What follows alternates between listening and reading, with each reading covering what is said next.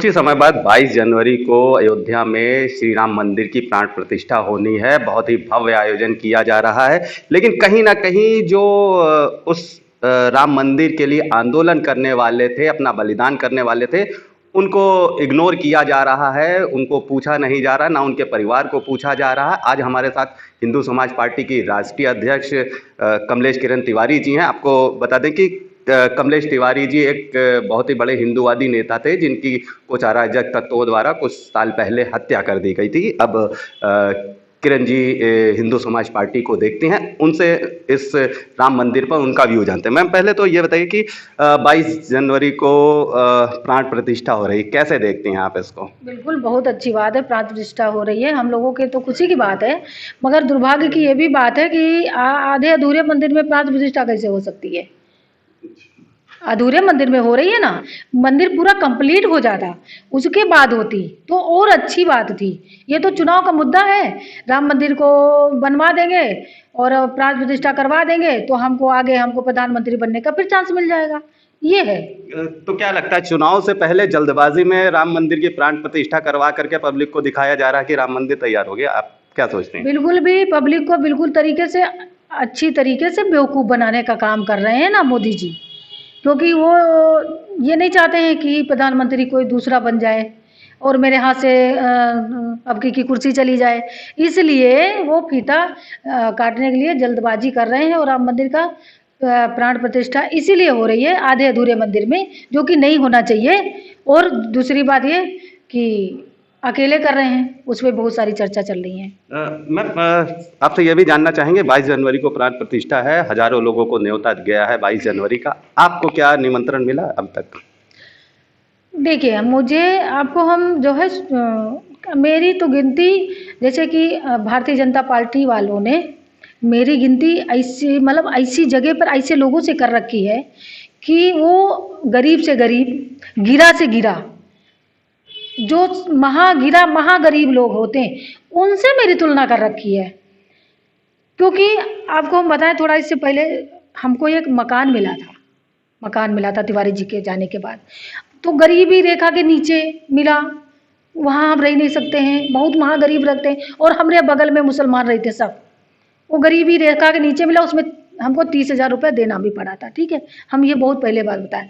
तो निमंत्रण भी हमको राम जन्मभूमि के लिए वो मिला है कि 22 तारीख के बाद आना है, लेकिन राम मंदिर का निमंत्रण था इसलिए हम ले लिए।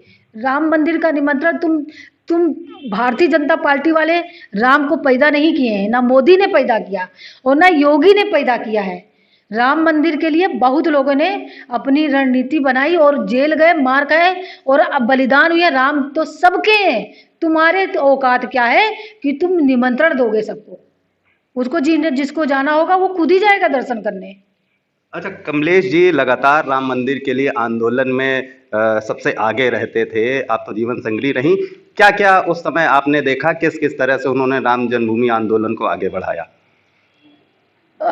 उन्होंने जब भी सोचा कि हम कार्य सेवा करवाएंगे और हमारे कार्यकर्ता जाएंगे मंदिर का निर्माण करवाएंगे, लेकिन ये भारतीय जनता पार्टी वालों ने नहीं करने दिया। उससे पहले जो सरकारें थीं उन्होंने नहीं करने दिया, उनको उठाते थे।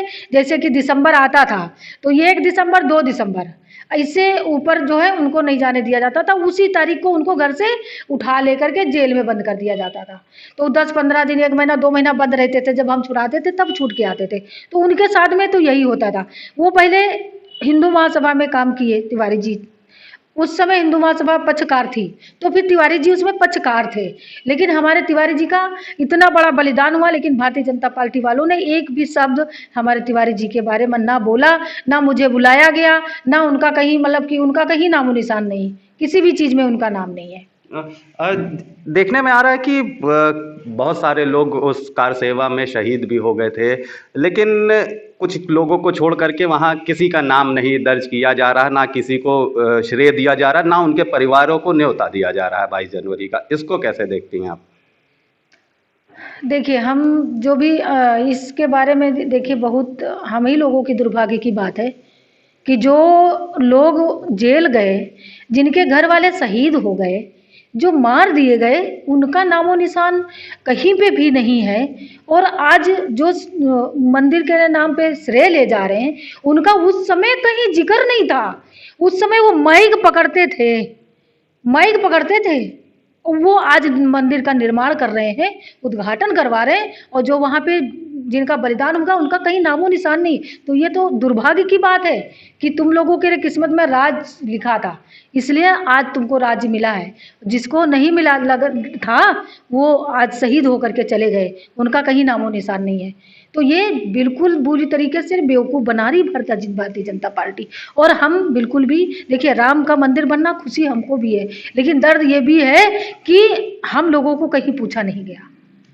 अच्छा, भाजपा में भी एक चीज़ देखने में आ रही कि भाजपा के भी कुछ पुराने नेता जो राम मंदिर आंदोलन में काफ़ी सक्रिय रहे, उनको भी कुछ को तो निमंत्रण भी नहीं दिया जा रहा है, ना कहीं उन लोगों की जो कार सेवा को जिन्होंने शुरू कराया, ना उनकी कहीं फ़ोटो, नाम, पोस्टर आदि कहीं पे दिख रहा है। इसको कैसे देखती हैं आप?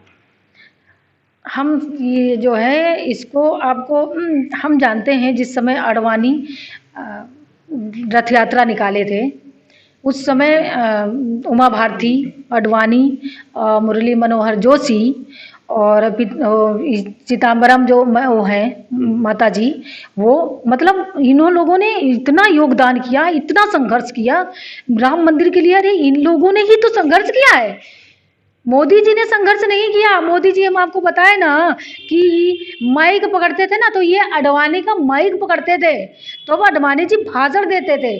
और आज ये वहाँ जाकर के राम मंदिर का निर्माण करवा रहा है और प्राण प्रतिष्ठा करवा रहा है, जिसमें उनका किसी का कोई ज़्यादा योगदान नहीं है। इतना थू हुआ है। वो वहाँ का वो कौन है व्यक्ति जो किसका बताते, वो क्या अभी बयान दिया था कि मोदी आडवाणी जी नहीं आएंगे, उनकी तबीयत खराब है। नहीं, कई भाजपा नेताओं को तो इस तरह से भी निमंत्रण दिया गया है कि आपको ये अयोध्या आने का निमंत्रण है, लेकिन आपका स्वास्थ्य खराब है, आप मत आइएगा। हाँ, उन्हीं के बारे में हुआ है, उन्हीं के बारे में ऐसा कुछ हुआ है। आडवाणी को और उनको, मुरली मनोहर जोशी जी को, ये लोग न्योता दे करके तो आए हैं, मगर उन्होंने कहा 22 तारीख के बाद आइए, क्योंकि जनता उस समय की बात याद करती है जब ये लोगों ने संघर्ष किया है, जब रथ यात्रा निकाला, जब बोलते थे, उस समय की बात। आडवाणी को आज आडवाणी को अब किनारे कर दिया गया, जबकि सारे संघर्ष तो उन्होंने ही किया है ना, तो उनको आगे रखना चाहिए। तो अगर उनको आगे रख देंगे तो फिर मोदी जी पीछे रह जाएंगे ना। तो ये आपको सही बताएं, ये तेली की बुद्धि है, तेली की बुद्धि है ये, और तेली की बुद्धि बहुत ज़्यादा चलती है। तो क्या लगता है 22 जनवरी को राम मंदिर की प्राण प्रतिष्ठा का कार्यक्रम कैसा होने वाला है, जब पुराने लोगों को, पुराने पक्षकारों को इग्नोर किया जाएगा, तो कैसा होगा कार्यक्रम फिर वो आपके साथ?